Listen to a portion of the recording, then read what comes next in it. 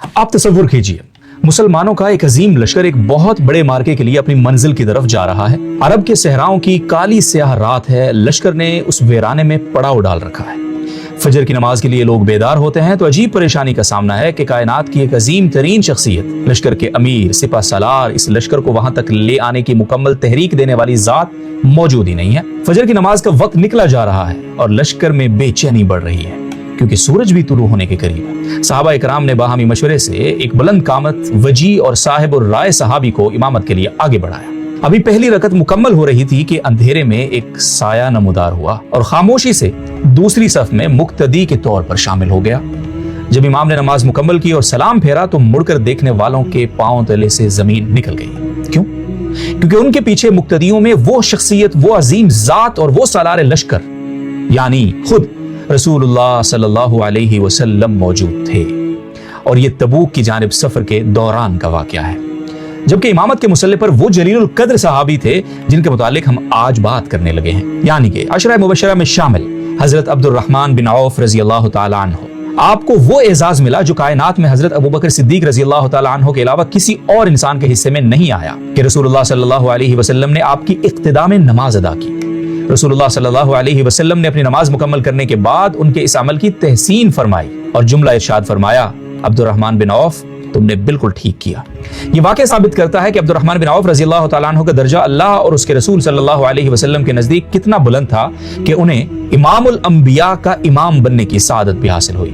حضرت عبد الرحمن بن عوف رضی اللہ تعالیٰ عنہ حضور صلی اللہ علیہ وسلم کی ولادت باسعادت کے 10 سال بعد مکہ مکرمہ میں پیدا ہوئے۔ آپ کا تعلق قبیلہ بنو زہرہ سے تھا اور جاہلیت کے دور میں آپ کا اصل نام عبد عمر یا عبد الکعبہ تھا۔ اسلام قبول کرنے کے بعد حضور صلی اللہ علیہ وسلم نے آپ کا نام عبد الرحمن رکھا۔ حضرت عبد الرحمن بن عوف رضی اللہ تعالیٰ عنہ ان اولین خوش نصیب افراد میں شامل ہیں جنہوں نے حضرت ابوبکر صدیق رضی اللہ تعالیٰ عنہ کی دعوت پر مکہ میں سب سے پہلے اسلام قبول کیا۔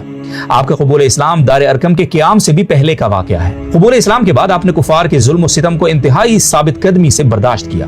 آپ اصحاب الہجرتین بھی ہیں، یعنی آپ نے پہلے حبشہ کی طرف ہجرت فرمائی اور پھر مدینہ منورہ کی طرف ہجرت کر کے ایمان کی حفاظت کی۔ جب آپ مدینہ پہنچے تو آپ کے پاس پہننے کے لباس کے سوا کچھ نہیں تھا، کیونکہ آپ سب کچھ اللہ کی راہ میں چھوڑ آئے تھے۔ مدینہ منورہ پہنچنے پر رسول اللہ صلی اللہ علیہ وسلم نے آپ کے اور انصار کے سردار حضرت سعد بن ربیع رضی اللہ تعالیٰ عنہ کے درمیان بھائی اور مواخات کا رشتہ قائم کیا۔ حضرت سعد رضی اللہ تعالیٰ عنہ نے جو پیشکش کی وہ تاریخ عالم کا ایک ایسا ورق ہے جو آج بھی انسانیت کو حیران کر دیتا ہے۔ انہوں نے فرمایا کہ اے میرے بھائی، میں مدینہ کا سب سے مالدار شخص ہوں، میری آدھی دولت تم لے لو، میرے 2 باغات ہیں، جو پسند ہو وہ تمہارا ہوا، میری 2 بیویاں ہیں، جسے کہو میں طلاق دے دوں تاکہ تم اس سے نکاح کر سکو۔ حضرت عبد الرحمن بن عوف رضی اللہ تعالیٰ عنہ جن کی رگوں میں قریشی غیرت اور تاجرانہ مہارت تھی، انہوں نے اس بے مثال ایثار کے جواب میں وہ جملہ کہا جو معاشی آزادی کا سلوگن بن گیا کہ اللہ تمہارے مال اور اہل و عیال میں برکت دے، مجھے ان کی ضرورت نہیں، بس تم مجھے بازار کا راستہ دکھا دو۔ آپ نے مدینہ منورہ کے بازار سے چھوٹے پیمانے پر تجارت شروع کی۔ نبی کریم صلی اللہ علیہ وسلم کی دی ہوئی برکت کی دعا کا یہ اثر ہوا کہ آپ خود فرمایا کرتے تھے، میں نے اپنے آپ کو اس حال میں پایا کہ اگر میں کسی پتھر کو بھی اٹھاتا تو مجھے امید ہوتی کہ اس کے نیچے سے سونا یا چاندی نکل آئے گی۔ آپ جلد ہی مدینہ کے سب سے بڑے تاجر بن گئے اور آپ کا کاروبار زراعت اور مویشیوں تک پھیل گیا۔ آپ کی غیر معمولی کامیابی چند ٹھوس اصولوں پر مبنی تھی جو بیک وقت کاروباری مہارت اور دیانت کا عملی مظہر ہیں اور جنہیں آج کے ماہرین بھی تسلیم کرتے ہیں۔ آپ ادھار کے بجائے نقد سودے کو ترجیح دیتے تھے تاکہ سرمایہ گردش میں رہے۔ آپ زیادہ منافع کے لیے مال نہیں روکتے تھے، معمولی منافع پر بھی مال بیچ دیتے تھے۔ اگر مال میں کوئی معمولی نقص ہوتا تو گاہک کو پہلے ہی بتا دیتے تھے تاکہ سودا بابرکت رہے۔ آپ چھوٹے تاجروں کو بلا سود قرضے فراہم کرتے تھے تاکہ معاشرے میں غربت ختم ہو۔ صرف تجارت ہی نہیں، آپ امور حرب میں بھی بھرپور مہارت رکھتے تھے۔ حضرت عبد الرحمن بن عوف رضی اللہ تعالیٰ عنہ نے تمام بڑے غزوات میں شرکت کی۔ غزوہ احد میں جب بھگدڑ مچی تو آپ ان چند جانثاروں میں شامل تھے جو رسول اللہ صلی اللہ علیہ وسلم کے گرد ڈھال بن کر کھڑے رہے۔ اس جنگ میں آپ کو کئی گہرے زخم آئے، آپ کا پاؤں شدید زخمی ہوا۔ یہ زخم ان کے لیے اللہ کی راہ میں دیے گئے تمغوں سے کم نہ تھے، اس لیے انہوں نے ان تمام زخموں کو بھی ہنس کر برداشت کیا۔ آپ کا مال صرف اللہ کی رضا کے لیے وقف تھا۔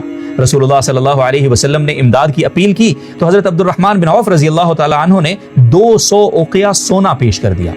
حضرت عمر رضی اللہ تعالیٰ عنہ نے عرض کیا، یا رسول اللہ صلی اللہ علیہ وسلم، انہوں نے اپنے گھر والوں کے لیے کچھ نہیں چھوڑا، لیکن آپ صلی اللہ علیہ وسلم کے پوچھنے پر انہوں نے جواب دیا، میں نے ان کے لیے اللہ اور اس کے رسول کا وہ رزق اور خیر چھوڑی ہے جس کا وعدہ اللہ نے کیا ہے۔ اپنی وفات سے قبل وصیت فرمائی کہ غزوہ بدر میں شریک تمام زندہ صحابہ کو 400 دینار فی کس دیے جائیں۔ اس وقت 100 ایسے صحابہ موجود تھے اور سب کو یہ رقم دے دی گئی، یعنی کل رقم ہوئی 4 لاکھ دینار۔ رسول اللہ صلی اللہ علیہ وسلم کی وفات کے بعد آپ نے ازواج مطہرات کی کفالت کی ذمہ داری بھی اٹھائی۔ حضرت عائشہ صدیقہ رضی اللہ تعالی عنہا آپ کی سخاوت دیکھ کر فرمایا کرتی تھی کہ رسول اللہ صلی اللہ علیہ وسلم نے فرمایا تھا کہ میرے بعد تمہارا خیال صرف وہی رکھے گا جو صابرین میں سے ہوگا۔ ایک بار انہوں نے 40,000 دینار میں ایک زمین فروخت کی اور وہ پوری رقم بھی فقراء میں تقسیم کر دی۔ یہ تھے حضرت عبد الرحمن بن عوف اور یہ تھی ان کی سخاوت کی عمدہ مثال اور اللہ کی راہ میں بے لوث خرچ کر دینے کا جذبہ۔ حضرت عمر فاروق رضی اللہ تعالیٰ عنہ کی شہادت کے وقت جب خلافت کا مسئلہ درپیش ہوا تو انہوں نے 6 افراد کی ایک کمیٹی بنائی، جن میں عبد الرحمن بن عوف رضی اللہ تعالیٰ عنہ کا کردار سب سے مرکزی تھا۔ انہوں نے کمال ایثار سے کام لیتے ہوئے خود کو خلافت کی امیدواری سے الگ کر لیا تاکہ وہ ایک غیر جانبدار منصف بن سکیں، اور پھر حضرت عثمان غنی رضی اللہ تعالیٰ عنہ کو خلیفہ منتخب کر کے امت کو ایک بہت بڑے بحران سے بچا لیا۔ حضرت عبد الرحمن بن عوف رضی اللہ تعالیٰ عنہ نے 32 ہجری میں حضرت عثمان غنی رضی اللہ تعالیٰ عنہ کے دور خلافت میں وفات پائی۔ اس وقت آپ کی عمر مبارک 75 برس تھی۔ آپ کی وفات کے وقت آپ نے جو ترکہ چھوڑا اس میں اتنا سونا تھا کہ اسے کلہاڑیوں سے کاٹا گیا، یہاں تک کہ مزدوروں کے ہاتھ تھک گئے۔ جب حضرت عبد الرحمن بن عوف رضی اللہ تعالیٰ عنہ کا وصال ہوا تو اس وقت آپ کی 4 زوجائیں موجود تھیں۔ آپ کی ہر بیوی کو ان کے حصے کے طور پر 80,000 سے 1 لاکھ تک درہم ملے، اور آپ نے 50,000 دینار اللہ کی راہ میں دینے کی وصیت بھی فرمائی۔ آپ کی نماز جنازہ حضرت عثمان غنی رضی اللہ تعالیٰ عنہ نے پڑھائی، آپ کو جنت البقیع میں دفن کیا گیا۔ آپ کی قبر پر حضرت علی بن ابی طالب رضی اللہ تعالیٰ عنہ نے وہ تاریخی کلمات ادا کیے کہ اے ابن عوف، تم نے دنیا کی صفائی پا لی اور اس کی گندگی سے بچ کر نکل گئے، تم پر اللہ کی رحمت ہو، تم نے امت کی اصلاح کا فریضہ انجام دیا۔ حضرت عبد الرحمن بن عوف رضی اللہ تعالیٰ عنہ کی زندگی یہ پیغام دیتی ہے کہ اگر نیت درست ہو تو مال و دولت اللہ کا فضل بن کر جنت کا راستہ آسان کر دیتی ہے اور دنیا میں ہی جنت کی بشارت کا سبب بھی بن جاتی ہے۔